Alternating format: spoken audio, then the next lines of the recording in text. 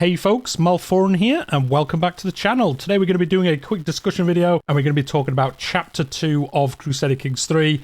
This is the second batch of DLC, which just got finished with the launch of Legacy of Persia. And basically, do we think it was good? Do we think it was a success? And do we like how this DLC has kind of been released? We've seen this now with 2 chapters, the same format, an expansion, a flavor pack, an event pack, and then also like a freebie thrown in if you did get the kind of full package in one go.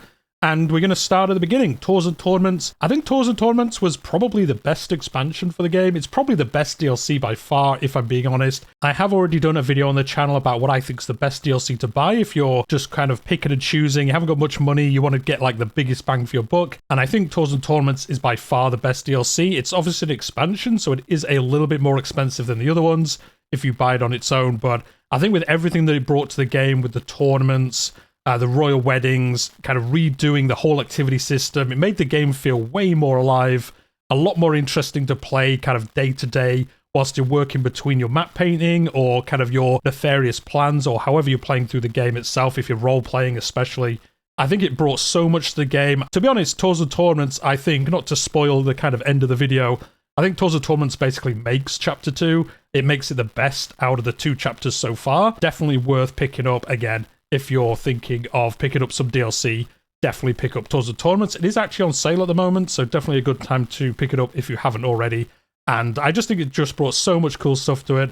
And it will also allow different mods to get some even better content. I can only imagine what like the Game of Thrones mod does in the end with tournaments. Obviously, that was a big part of Game of Thrones. So it'd be interesting to see exactly how they implement them going forward. And then obviously the next DLC to come out was Wardens, which was the event pack. This is the one that everyone voted on. This was the community vote that Paradox ran to see which event pack that we all wanted. And this got the most votes. I know other people were interested in like the Seduction one, and whatever the third one was, I don't even remember exactly at this time. This one won, and I think it is pretty good. It did make playing as a child ruler a bit more interesting.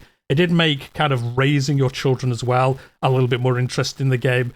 It was an event pack, so not a whole lot came as part of this, but more events, more just interesting things to do, especially kind of, again, in between your wars and things like that. I think it was a good addition. Was it worth the price? Again, we've gone backwards and forwards on that. I think it was relatively worth the price, but we could argue about that all day. I don't really want to get into the price of things in this video because at the end of the day, is it worth it is so subjective. If you have more disposable income, something's worth it to you. If you don't, you think it's probably not as worth it. And especially with Crusader Kings, where Paradox, on one hand, kind of get quite a bit of pushback on how much their DLC is, and sometimes correctly. But then they do allow mods, pretty much unrestricted access to do whatever they like. There's obviously so many mods like the Rice mod and Viet and other ones like that that bring so many events into the game that are basically just mega event packs, plus more, obviously. The Viet mod is probably one of the best mods for the game. If you've not used it, definitely do that. But anyway, we're going off on a tangent. This is about Chapter 2.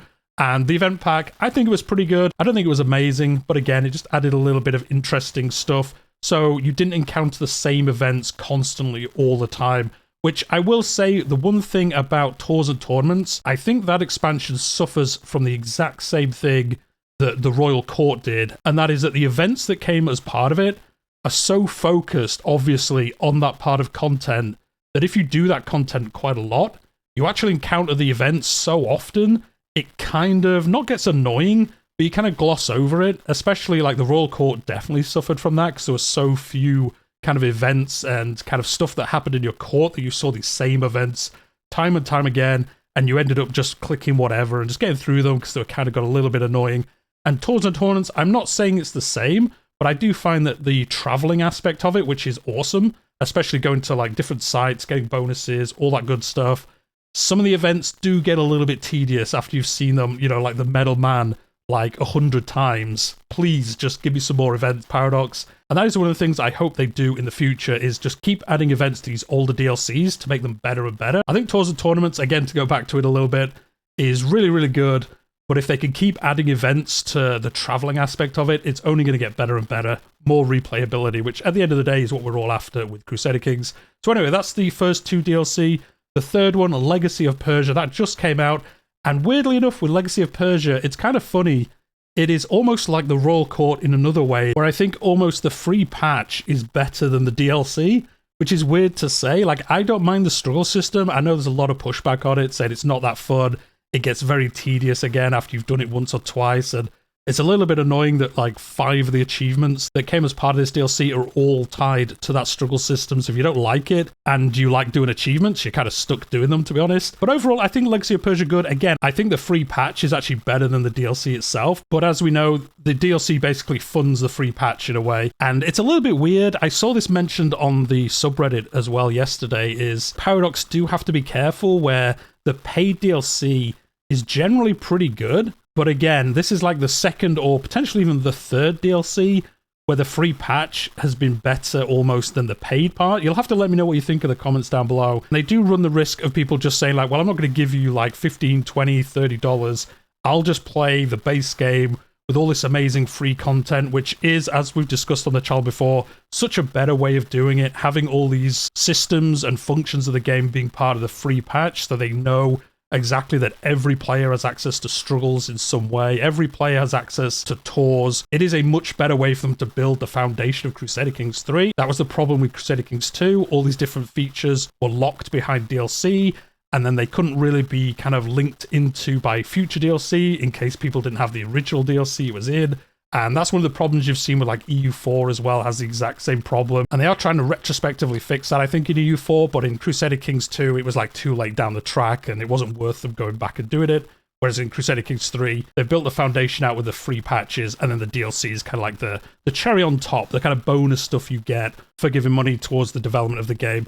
So yeah, that is the 3 paid DLC. We had the expansion, we had the event pack, we had the flavor pack. If you bought Chapter 2, you did also get Elegance of the Empire, which was just some clothing for Empire tier titles. Really not much in there. Again, the mods that come out, like the community flavor pack, do such a good job at putting additional clothing in there, additional culture crowns, clothing, weapons, and things like that, that they're kind of like the freebie that you get as part of Chapter 2, which is what this was. It is kind of negligible. It's nice that there's an extra like official clothing update, but it's really kind of basically nothing added. But it is free, so it doesn't really matter, does it? At the end of the day, it's just free stuff, so you can't complain. So overall, what do I think? I think Chapter 2 was a success. I think overall it brought so much to the game. It did add a lot of flavor. Now, one good thing is that it wasn't entirely linked around Western Europe, which basically all the DLC in Chapter 1 was in. Obviously, they had Fate of Iberia, they had the Northman DLC as well.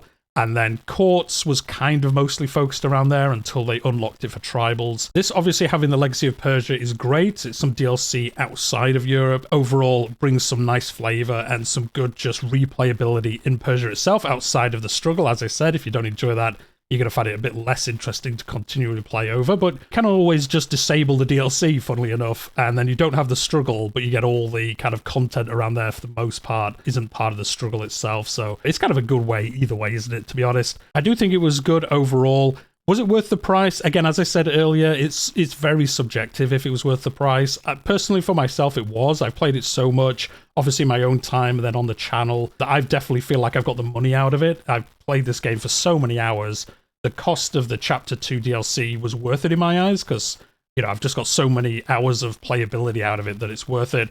I would say if you haven't picked it up already, just wait a little bit of time. It'll go on sale before too long. I wonder if they'll even do a Chapter 1 and Chapter 2 like bundle. I would imagine that would come at some point because it just makes sense to do that. And then obviously the next thing is what's going to be in Chapter 3. I am going to do a video on that in about the next month or so before we get into 2024, because I would imagine about March or April, I think, Chapter 2 was announced. And I would think it'd be about the same time next year we'll get Chapter 3 announced. So in that video, I'll go over what I hope we're going to see. I did one similar last year, and I don't think any of my guesses were correct. I think they're probably going to be roughly the same. Are we going to see a Byzantine and HRE update? Are we going to see Merchant Republics? Are we going to see trade?